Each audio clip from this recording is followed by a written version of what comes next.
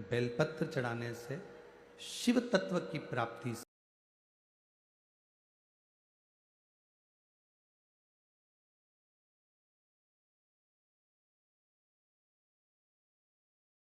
कहा जाता। क्या कहते हैं उनको? महादेव कहते हैं। महासंबोधन का मतलब क्या होता है? अपन कह देते हैं महामहिम, महादेव। महासंबोधन का मतलब क्या है?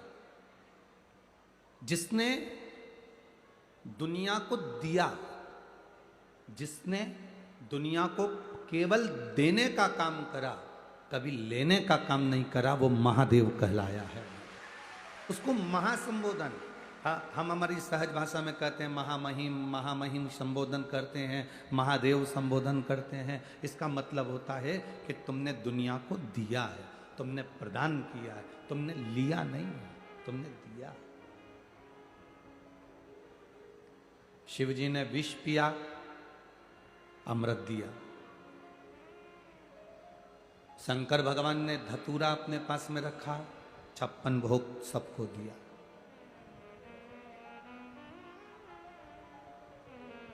जहरीले से जहरीला फूल, चाहे वो आंकड़े का फूल हो, कनेर का फूल हो, कनेर के फूल को गाय खाती है क्या?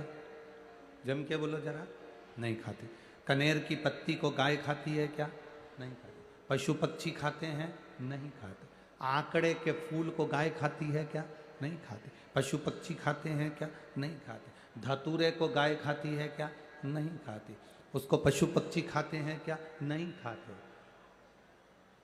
जिसमें विष भरा हुआ, जो किसी काम का नहीं, जिसको दुनिया ने नकार दिया, जिसको दुनिया ने छोड़ दिया, जिसको दुनिया ने ठोकर मार दी, मेरे महादेव ने उसको अपना लिया है, अपने पास लिया। जिसको दुनिया ठोकर मार देती है, जिसको दुनिया नकार देती है, उसको महादेव अपना बनाने का प्रयास करते हैं। मेरे शिव, आप लोगों में कई बच्चे ऐसे हैं, इस कोटा नगर के कई बच्चे पढ़ने के लिए आते हैं, कई बेटियां पढ़ने के लिए आती हैं, कोचिंग करने आते हैं। और आप लोग भी, कई लोग अपने आप में ऐसा सोचते हैं, भगवान ने मुझे ऐसा क्यों बना दिया, मेरी जिंदगी तो बेकार है, मेरा जीवन तो बेकार है, संघर्ष का जीवन निकल रहा है। कितना रोते हैं लोग, हमारा जीवन बेकार है, हमारी संघर्ष की जिंदगी चल रही है, कर्जे में लदालूम हो गए, दुख अपार पड़ गया। जिसको दुनिया ठुकरा देती है। एक पत्र आया, उस पत्र में किसी ने लिखा,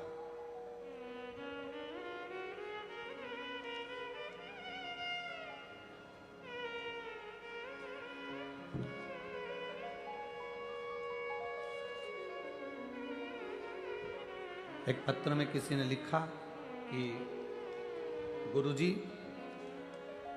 25 लाख का कर्जा हो गया था।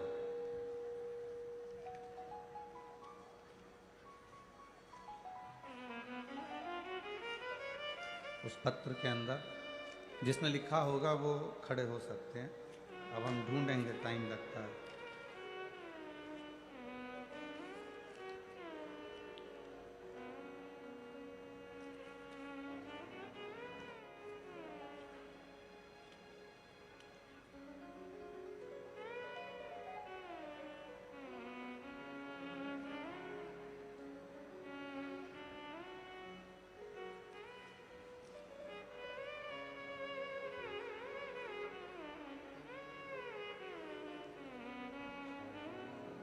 शंकर सिंह जी पवार,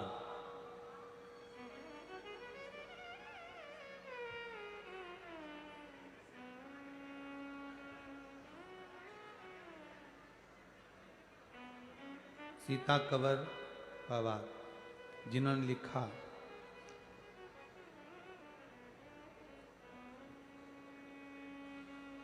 $25 लाख का कर्जा हो गया था, पर देवाधिदेव महादेव पर जल चढ़ाने से, बेलपत्र चढ़ाने से, शिव तत्व की प्राप्ति से बाबा ने वो भी पूरा चुकवाया।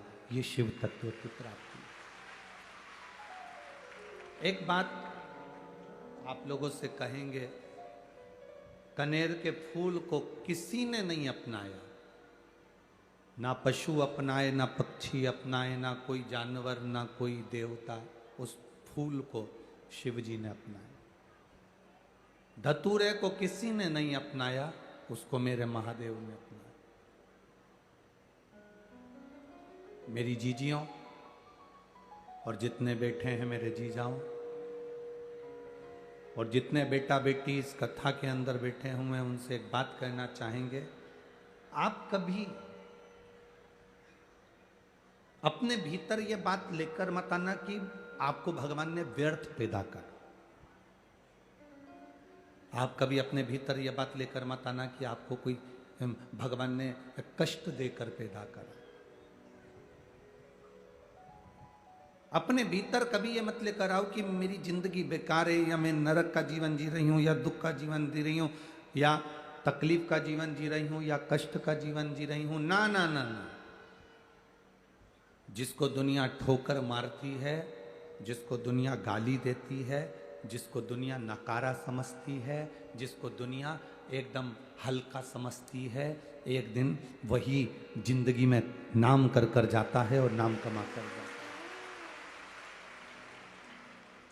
बेटे बेटियां ये कभी ना सोचें कि हम कोचिंग करने के लिए कोटा में आए हैं, हम पढ़ाई करने के लिए कोटा में आए हैं, इंटरव्यू में हमारा नहीं हुआ, या हमने परीक्षा दी या टेस्ट दिया और नहीं हुआ, हमारी ज़िंदगी तो बेकार हो गई, हम तो नकारा हो गए, हमें अब क्या मतलब की ज़िंदगी रह गई, इससे तो हम मर जाएं तो अच्छा। ये लोग सोच लेते हैं, ये लोगों के अंदर विचार आ जाता है।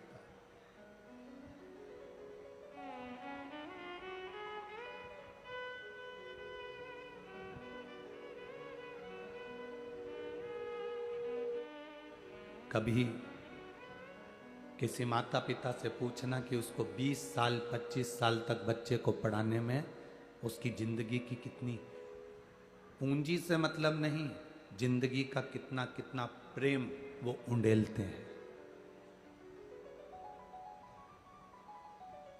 एक छोटा सा टेस्ट, एक छोटी सी परीक्षा, कोई जरूरी है कि सब पास होंगे?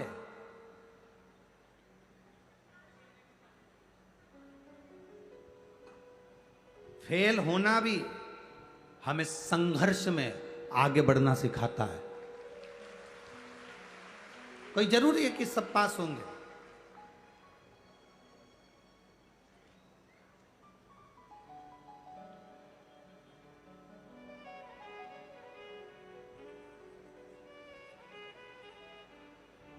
कबड्डी खेलना आती है आप लोगों को?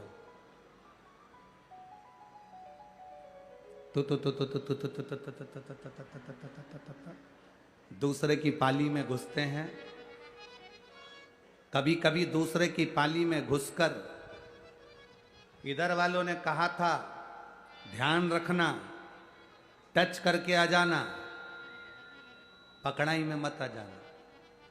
पर कभी कभी कितना भी समझदार व्यक्ति हो, कितनी भी अच्छी पढ़ाई करी हो, कितनी भी विद्वत्ता रखते हो, उसके बाद भी अगर तुम आउट हो जाओ या पकड़ाई में आ जाओ तो चिंता मत करना। आउट होने के बाद थोड़ी देर रेस्ट करना, बैठना, इंतजार करना और विचार करना कि मैं फेल कैसे हो गया, मैं टेस्ट में हार कैसे गया। दूसरी बार तैयारी करना, फिर जाना और तू तू तू तू तू तू करते हुए सब कुछ छू कर वापिस आया।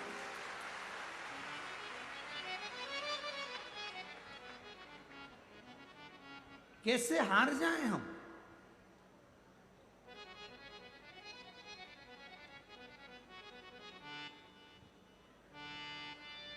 क्या ये? अरे गुरुजी हम तो किसी काम के ही नहीं रहे। मेरी बेटियां कहती हैं, कई बहुएं कहती हैं हमारी जिंदगी नरक हो गई गुरुदेव, बहुत दुखी हैं। हमने पूछा क्या दुख है तुम्हारी जिंदगी में? पति बहुत मदिरा पीता है, शराब के नशे में रहता है, गालियां देता है, बच्चे सुनते नहीं हैं, चिड़चिड़े हो गए, सास दिन भर हमको गाली देती है, खाने के लिए घर में कुछ नहीं है, तकलीफें इतनी है गुरुजी, इतनी तकलीफ है कि पूछो ही मत।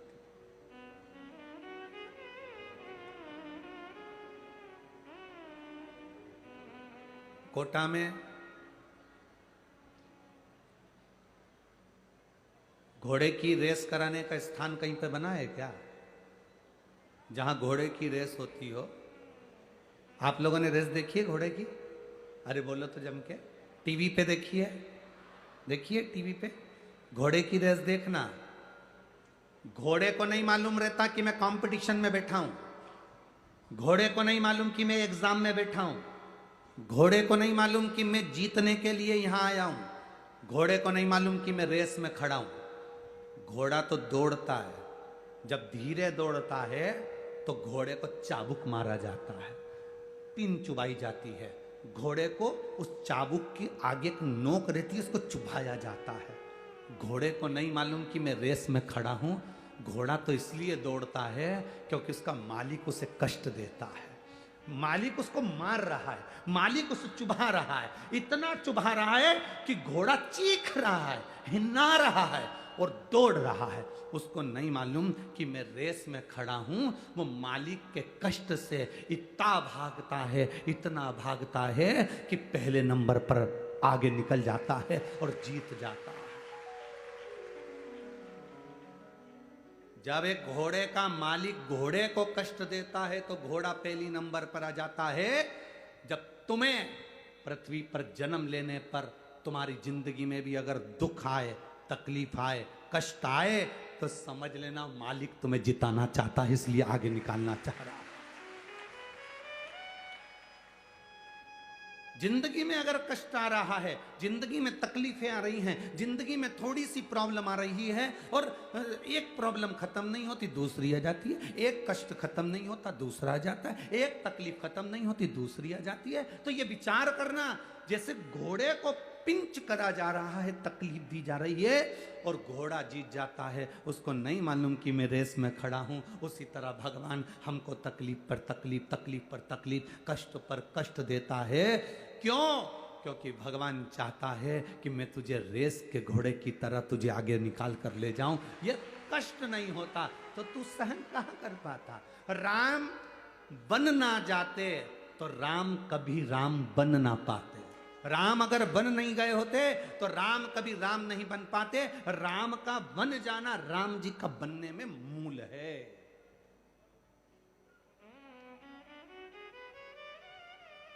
तुम अपना दुखड़ा रोते हो, कभी भगवान कृष्ण का दुखड़ा देखा है तुमने?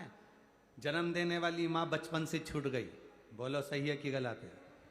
बचपन में जन्म देने वाली मां छूट गई, कारागार में पड़े थे, चले गए यशोदा जी के यहाँ, उन पर चोरी का इल्जाम लगा, मक्खन की चोरी का बचपन से इल्जाम लग गया। कितना कितना पूतना आई, तृणावत आया, अघासुर आया, बकासुर आया, कितने कितने असुर आए। कंस खुद का सग्गा मामा भी पीछा पड़ा रहा। जरा सोचो कि भगवान कृष्ण की जिंदगी में कितना दुख आया होगा। स्वयं का मामा तकलीफ दे रहा था और स्वयं का मामा भी तकलीफ देता। मथुरा में पहुंच गए, मथुरा से फिर किसी ने अपशब्द कहे तो मथुरा छोड़कर रास्ते से जाने लगे, फिर जाने लगे तो फिर द्वारका पहुंच गए। द्वारका में पहुंचने के बाद भी कौन सा सुख मिला, जरा विचार करिएगा। उसके बाद भी नैनों में जल भरा रहा, गोपियों की याद आती रही, यशोदा मैया की याद आती रही पूरी जिंदगी। और आखिरी में जब उनके चरणों में बाण लगा, जरा नाम के व्याघ्र ने बाण छोड़ा, उनके पांव के तलवे में लगा। जरा विचार करिए, इतनी कष्ट की जिंदगी जीने के बाद भी मेरे कृष्ण गीता का उपदेश देते हैं और दुनिया के लोगों को जीना सिखाते हैं। इतनी जिंदगी में दुख आने के बाद भी गीता का उपदेश देते हैं और जीना सिखाते हैं। ये कृष्ण है। एक माँ ने लिखा, मेरे गर्भ से बच्चे नहीं हो रहे थे, मैंने विचार कर लिया था कि मैं प्राणों को त्याग दूंगी। तब उसने आखिरी में ये विचार करा कि कोई ने बोल दिया कि टीवी पर कथा आती है, थोड़ी देर सुनो तो। मन नहीं लगा पहले दिन कथा में, मन नहीं लगा थोड़ी देर कथा में। उसके बाद जो मन लगा तो बाबा से कह दिया, बाबा तेरा दरवाजा नहीं छोड़ूंगी, मेरे संतान का सुख दे दे। लोग अपशब्द कहते हैं, ताने देते हैं। मैंने सुना है दुनिया के देवता पल्ला झाड़ कर देते हैं और तू छप्पर फाड़ कर देता है। बाबा तू छप्पर फाड़ कर देता है। बाबा अब मैं डॉक्टरों को दिखाने नहीं जाऊंगी, अब मैं डॉक्टरों के पास नहीं जाऊंगी, अब मैंने टेस्ट बेबी भी 2-3 बार करवा लिया, अब नहीं करवाऊंगी। मैंने दुनिया के लोगों से नारियल झेला, गोदी झेली, सब दूर किसी ने कहा वहां चले जाओ, वहां चले जाओ, वहां चले जाओ, सारी दुनिया में गई सालों से, पर कोई लाभ नहीं मिला। अब बाबा कहीं नहीं जाऊंगी, तू है, तेरी कथा है, और सुना है कथा कथा नहीं है, शंकर खुद इस शिव महापुराण में बैठा हुआ है। जब तेरी कथा सुन रही हूं तो मेरी झोली क्यों खाली रहे। उसने पत्र में लिखा, गुरुजी बस बाबा पर भरोसा बढ़ा, एक लोटा जल और सफेद आंकड़े की जड़ का प्रयोग करा। सुनील प्रजापति, गांव धरनावद, बालाजी धाम, तहसील रामगंज मंडी, जिला कोटा। कहीं बैठे हैं? कहीं बैठे हो तो हाथ हिला सकते हैं। कहीं बैठे हो? सुनील प्रजापति, गांव धरनावद, बालाजी धाम, तहसील रामगंज मंडी, जिला कोटा। गुरुदेव सब तरह से हार गए, तब बाबा की शरण ली। एक लोटे जल में क्या है ये बाबा ही जानता है। गुरुदेव हमको तो नहीं लगता, आपसे एक प्रश्न पूछना है, आप बता सकते हो? गुरुजी पहले तो ये बताओ, आप कथा करने वाले पंडित जी तो नहीं हो और ना कथाकार हो, आप सही बताओ है कौन? अब ये तो हम भी नहीं जानते, ये तो बाबा ही जान सकता है, उसके हाथ में है। आप हैं कौन?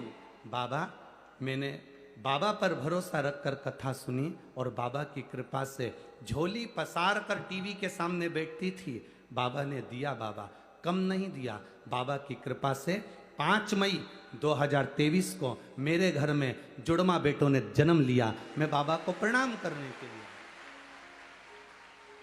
इनके फोटो आप एलईडी पर, अगर बच्चे उनको लेकर आए हों तो आप स्टेज पर ला सकते हैं। प्रजापति जी अगर बच्चे आए हों तो उनको ला सकते हैं, नहीं तो एलईडी पर आप इस फोटो को देख सकते हैं। आस्था चैनल पर आप इन फोटो को देख सकते हैं। दूर से अगर दिख रहा हूं तो हमारे हाथ से भी इन फोटो को आप देख सकते हैं। एलईडी वाले और आस्था चैनल वाले इन फोटो को अवश्य दिखाया करो, जिससे सबको ये फोटो न जाए। अगर बच्चे आए हों तो यहाँ स्टेज पर ला सकते हैं। झोली पसार प्रणाम करना। महाराज लुटा दिया भंडार काशी, कर दिया माला। वो क्या देता है, कैसे देता है, कैसे प्रदान करता है, ये उसके ऊपर है, उसको मालूम, हमें नहीं पता। पर इतना जरूर जानते हैं कि खाली न जाता कोई दर से तुम्हारे, खाली न जाता कोई दर से तुम्हारे, मैं भी खड़ी हूँ बाएं पसारे, अपने हृदय से लगा लो, लगा लो, गिरा जा रहा उठा लो, प्रभु अपने दर से अब तो न टालो, गिरी जा रही उठा लो। बाबा हम उससे कहते हैं वो देता है, क्या नहीं देगा, क्या नहीं प्रदान करेगा। आप उससे कहो तो, दिल से बोलो तो। बाबा हमारा कहा गया, लोग कहते हैं क्या भगवान सुनता है, लोग कहते हैं क्या भगवान खाता है। आज के जमाने में सनातन धर्म पर उंगली उठाने वाले इतनी उंगली उठाते हैं कि लोग कहते हैं क्यों पत्थर के सामने भोग लगा रहे हो। हम उनसे कहते हैं 2 कटोरी आटा सेक कर शक्कर मिलाकर पंजेरी और पंचामृत बनाओ, 1 कटोरी फ्रिज में रख दो, 1 कटोरी भगवान के सामने रख दो, जो फ्रिज में रखा है उसको भी खाकर देखना, और जो भगवान के सामने रखा है उसको खाकर देखना, दोनों में स्वाद में अंतर मिलेगा। दोनों के स्वाद में अंतर मिलेगा। सत्यनारायण भगवान की वो आटे की पंजेरी सीरा जरा सा खाते हैं स्वाद आता है। 56 भोग का जरा सा प्रसाद, अन्नकूट का जरा सा प्रसाद, अन्नकूट की वो राम भाजी मिक्स बेस सब्जी पूरे साल बनाकर खाओ, उसमें स्वाद नहीं आएगा। पर दिवाली के बाद जब गोवर्धन पूजन हो जाए उसके बाद खाओ, उसमें स्वाद बढ़ जाता है। एक स्वाद भगवान ने, कोई कहे कि ये तो पत्थर है, कोई कहता है कि ये पत्थर पर दूध क्यों चढ़ा रहे हो, कोई कहते हैं कि पत्थर पर पानी क्यों चढ़ा रहे हो, दूध क्यों चढ़ा रहे हो।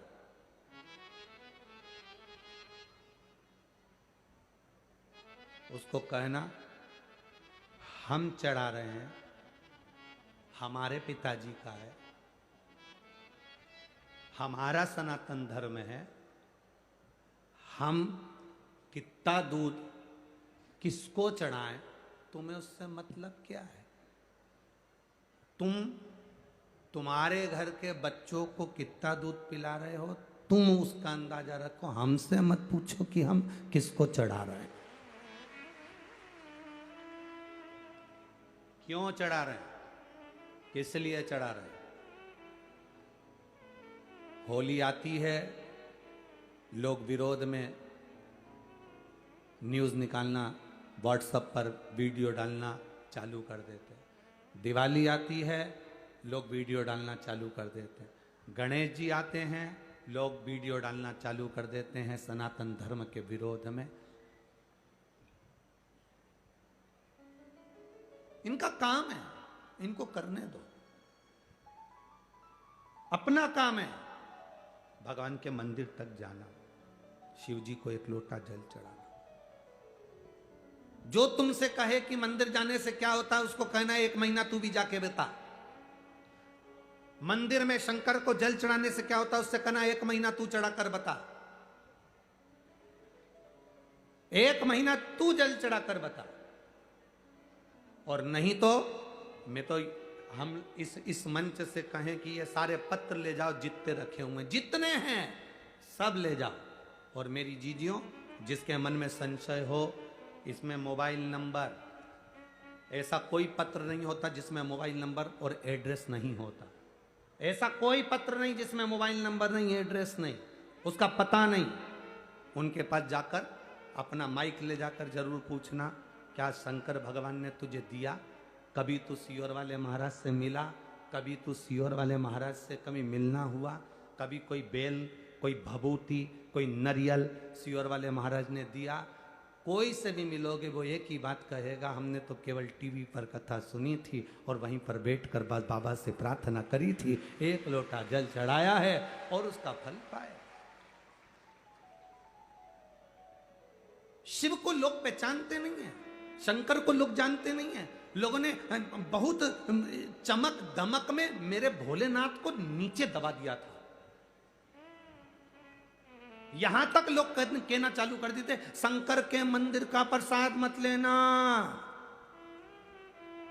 कई कोटा में भी बहुत सारे ऐसे रहते होंगे जो भगवान शंकर के मंदिर में पांव रखना पसंद नहीं करते। वो कहते हैं हम मंदिर नहीं जाते शिव जी के, हम शंकर का प्रसाद नहीं लेते, हम इस पंथ के हैं, हम इस धर्म के हैं, हम इसको मानते हैं, हम उसको मानते हैं। उनसे कहना, अगर शंकर के मंदिर का प्रसाद लेना पसंद नहीं है तो फिर लिख देना कि शमशान जाना भी पसंद नहीं है। क्योंकि व्यक्ति का आखिरी घर शमशान होता है और उस घर में मेरा देव अधिदेव महादेव होता है, उसके सिवा कोई नहीं होता। कोई कहता है हम इस पंथ के हैं, हम शंकर का प्रसाद नहीं लेंगे। कोई कि हम इस पंथ के हैं, हम शिव के मंदिर नहीं जाएंगे। शंकर को इतना दबा दिया, इतना दबा दिया, इतना दबा दिया, इतना दबा दिया, शंकर के मंदिर में जल चढ़ाकर मत पीना, बेलपत्र मत खाना। कितनी बेलपत्र निर्माल्य विसर्जन में जाती थी। आज से जब से कथा सुनना चालू करी, शंकर जी के मंदिर में एक बेलपत्र नहीं मिलती, तुम चढ़ा के हटे, दूसरी उठा के भग गई। एक बेलपत्र नहीं मिलती, क्योंकि उस बेलपत्र के महत्व को लोग जान गए, उस रुद्राक्ष के महत्व को जान गए। क्या पहले रुद्राक्ष नहीं थे? क्या पहले रुद्राक्ष की महत्वता नहीं थी? उस रुद्राक्ष को लोग पहचान गए कि रुद्राक्ष का महत्व क्या है, बेलपत्र का महत्व क्या है। क्या महत्व बेलपत्र का, क्या महत्व रुद्राक्ष का, क्या महत्व शिव पर चढ़े हुए जल का, लोग पहचान नहीं पाते। हमसे लोग कहते हैं कि आप सीहोर में जो रुद्राक्ष, मीडिया वाले पूछते हैं सब दूर रुद्राक्ष मिलता है, सीहोर के रुद्राक्ष में ऐसा क्या है?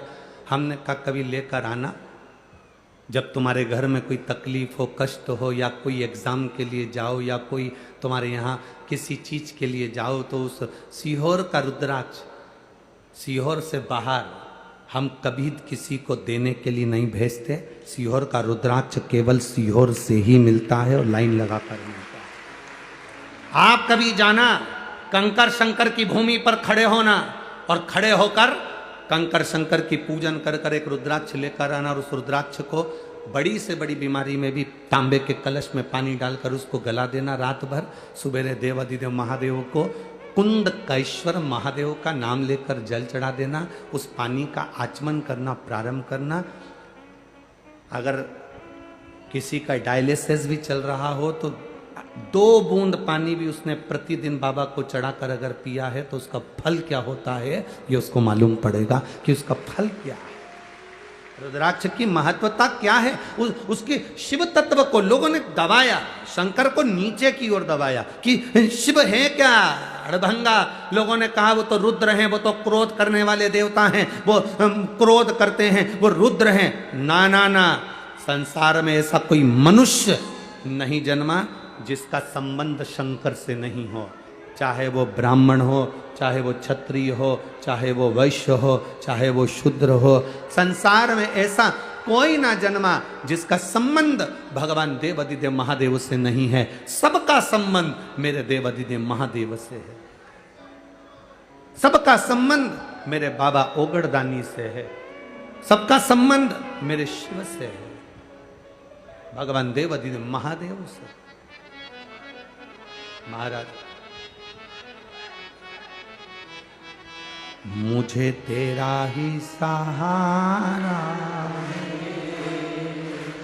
मेरे, हमें दूसरे का सहारा नहीं, केवल उसके सहारे पर हम जीते हैं।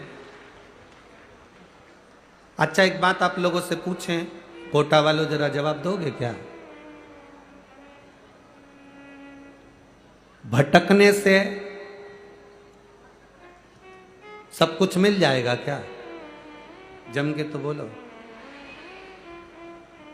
भटकने से सब कुछ मिल सकता है? नहीं। कितना ही भटक, यहां चले गए, वहां चले गए, यहां भटक लिए, वहां भटक लिए।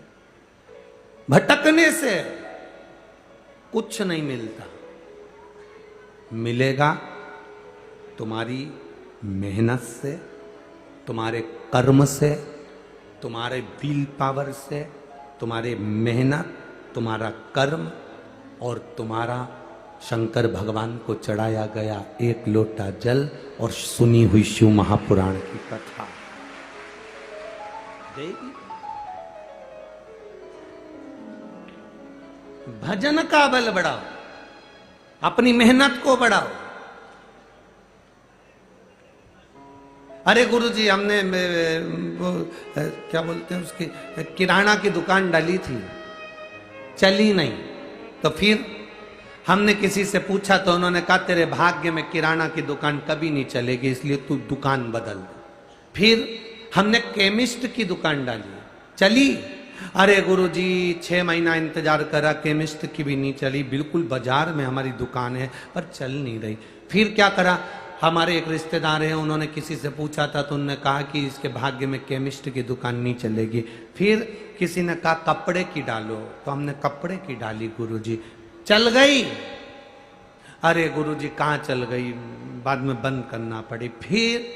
फिर किसी ने कहा सैनिटरी की दुकान डालो, सैनिटरी आइटम की, तो हमने वो डाली, नहीं चाहिए। अब गुरुजी आप बताओ हम क्या डालें? हमने कहा तुम 1 लोटा जल डालो। अब आप बताओ हम क्या डालें?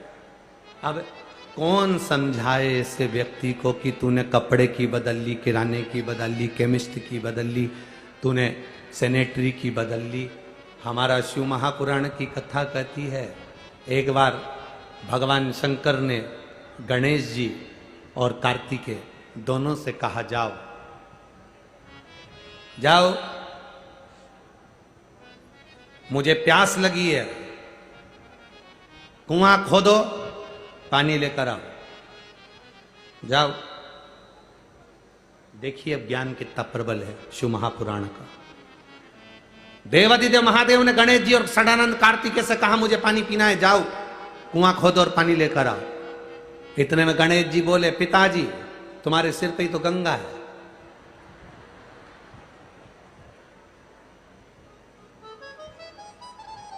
होता है एक लड़का मोटरसाइकिल को चालू करके और बुलेट भुड़ करने वाली, फटाका फोड़ने वाली उस बुलेट को लेके जा रहा था। पिताजी बैठे थे कुर्सी लगा के, पिताजी ने आवाज लगाई, इधर आ। उसने बाइक खड़ी करी, हाँ पापा, जा अंदर से 1 लोटा पानी ला दे। लड़के को गुस्सा आ गया, लड़का अंदर गया, अपनी माँ से बोला, मम्मी पापा को 1 गिलास पानी दे देना। पापा में तो अक्ल ही नहीं है, मैंने गाड़ी चालू कर ली, मैं जा रहा था और मुझे बुला कर कह रहे हैं कि 1 लोटा पानी ला दे। मम्मी पापा को 1 गिलास पानी दे देना। अब माँ पानी लेकर आई, छोरा बुलेट लेकर भुड़ भुड़ करता हुआ चले गया। इतने में पिताजी ने अपनी पत्नी से पूछा, तुम्हारा राजकुमार लाडला कहाँ जा रहा है? इतने में माँ ने पल्लू रखकर सिर पे बोला, रेलवे स्टेशन पे प्याऊ लगाइए, पानी पिलाने जा रहा है। अब जरा विचार तो करो रे, बाप 1 गिलास पानी मांग रहा है तो औलाद नहीं दे रही है, और रेलवे स्टेशन पे आंटी बॉटल आंटी बॉटल।